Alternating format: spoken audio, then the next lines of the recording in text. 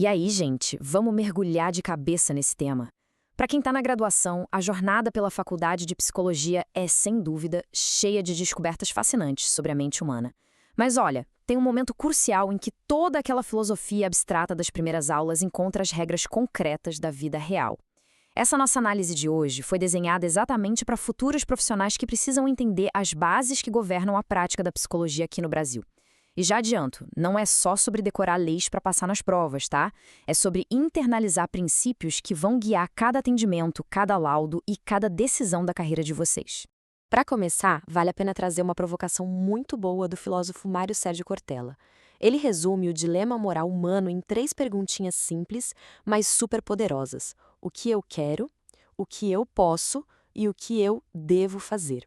Todo mundo que vai atuar na psicologia vai se deparar com situações clínicas onde aquele desejo pessoal ou até mesmo a possibilidade técnica acaba esbarrando no dever profissional. Tem coisa que a gente quer, mas não pode. Tem coisa que a gente pode, mas não deve. E como é que a gente resolve esse conflito na prática do dia a dia?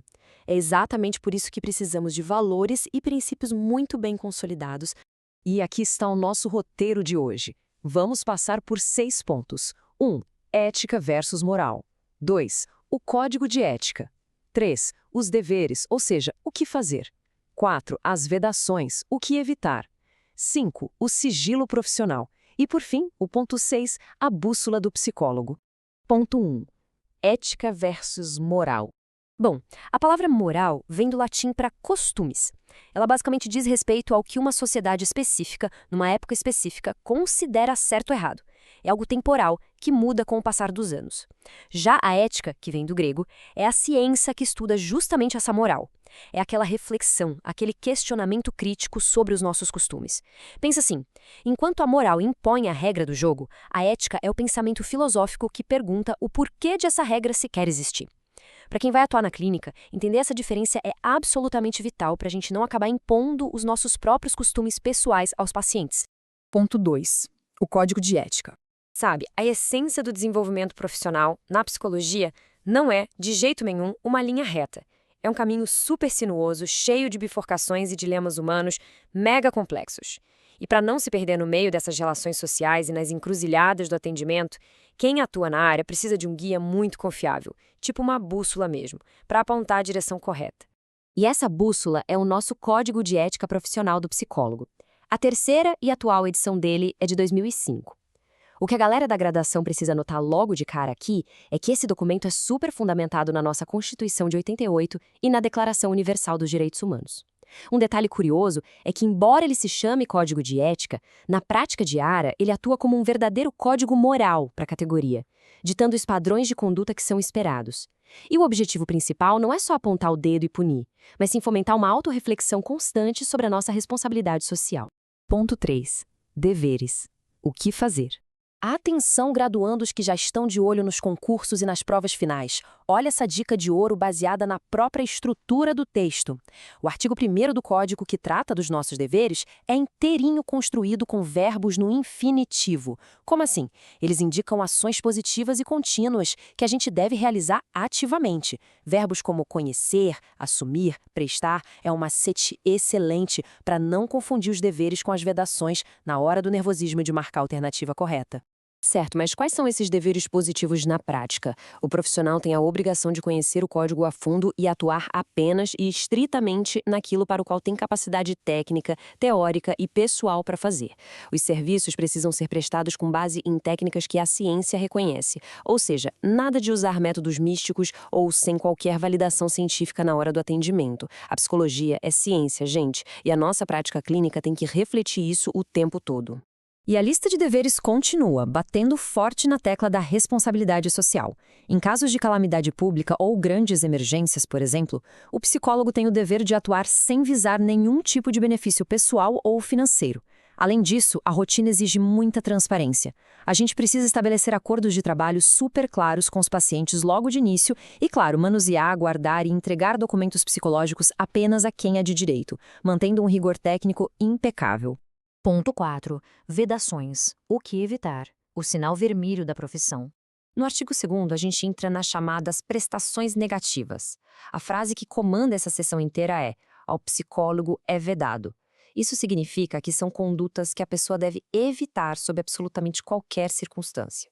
Se os deveres que a gente acabou de ver são ações em movimento, as vedações são aqueles limites que são simplesmente inegociáveis. O cuidado com a dignidade do paciente aqui é total. É terminantemente proibido praticar ou ser conivente com qualquer tipo de violência, preconceito, negligência ou opressão. Outro ponto que é crítico é a neutralidade dentro da clínica. Nós jamais podemos induzir pacientes às nossas próprias convicções políticas, filosóficas, religiosas ou de orientação sexual. O consultório não é, de forma alguma, o lugar para tentar converter ninguém às nossas crenças. E muito menos para testar técnicas esotéricas que não tenham um aval da ciência. E essas proibições também fecham o cerco contra a exploração comercial. Não dá para enrolar e ficar prolongando tratamentos desnecessariamente só para garantir um lucro a mais. Isso é infração gravíssima. Também é totalmente vedada aquela famosa rachadinha de consultório, sabe? Receber ou pagar comissões por encaminhamento de paciente não pode de jeito nenhum. E por fim, nada de fazer diagnósticos ou expor casos em meios de comunicação de um jeito sensacionalista. O respeito à intimidade e ao limite comercial tem que ser absoluto. Ponto 5. O sigilo profissional. A grande base da clínica. O famoso sigilo. O artigo 9 estabelece que é nosso dever respeitar o sigilo para garantir a intimidade de quem a gente atende. Essa é a fundação para criar um espaço terapêutico que seja realmente seguro. Mas a gente sabe que no mundo real não existem regras sem contexto. Então, o artigo 10 traz aquelas raras exceções legais. Por exemplo, situações onde manter o sigilo bate de frente com direitos humanos básicos, como em casos de violência grave ou quando há um risco iminente à vida de alguém.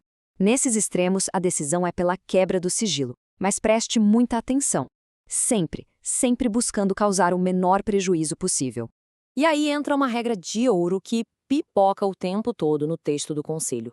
Seja na hora de justificar a quebra de um sigilo ou até na hora de compartilhar um prontuário com uma equipe multiprofissional no hospital, a diretriz é uma só. Transmita apenas e tão somente o que for estritamente necessário para a tomada de decisão. Nenhum único detalhezinho a mais sobre a vida da pessoa deve ser revelado se não for vital para aquele momento. E chegamos ao ponto 6, a bússola do psicólogo no mundo de hoje. Porque vamos combinar, o mundo digital trouxe uma enxurrada de novos dilemas éticos para a profissão. Hoje, a nossa publicidade nas redes sociais tem que ser impecável. Sabe aquele papo de cure sua depressão em 3 meses? Totalmente proibido fazer previsão taxativa ou promessa de resultado. A transparência no valor das sessões tem que acontecer logo de cara, antes de começar, e nunca pode ser tratada como promoção tipo pague um, leve 2. E claro, a convivência com os colegas de profissão tem que ser sempre pautada pelo respeito, sem sair assumindo os casos dos outros sem uma justificativa ética super bem fundamentada. Então, o grande lance que todo mundo que estuda psicologia precisa levar para a vida é este. A ética vai muito além de uma simples cartilha de regras. Entender as influências da filosofia moral é o que permite que vocês não sejam meros aplicadores de testes ou executores de técnicas, mas sim agentes críticos, empáticos e com uma responsabilidade social gigantesca. O código é essa bússola viva que garante que o nosso compromisso final seja, sempre, com a saúde mental e a qualidade de vida. Para fechar nossa análise de hoje, eu deixo uma reflexão para todo mundo que está se preparando para entrar nessa área incrível. O conhecimento de todas essas regras vai servir para vocês só como um escudo para evitar processos no conselho, ou vai ser a base profunda para realmente respeitar, acolher e transformar a vida de quem procura ajuda? Essa decisão, pessoal, não começa depois que pegar o diploma, ela começa agora, aí mesmo nas salas de aula e nos livros de vocês. Um abraço e até a próxima explicação.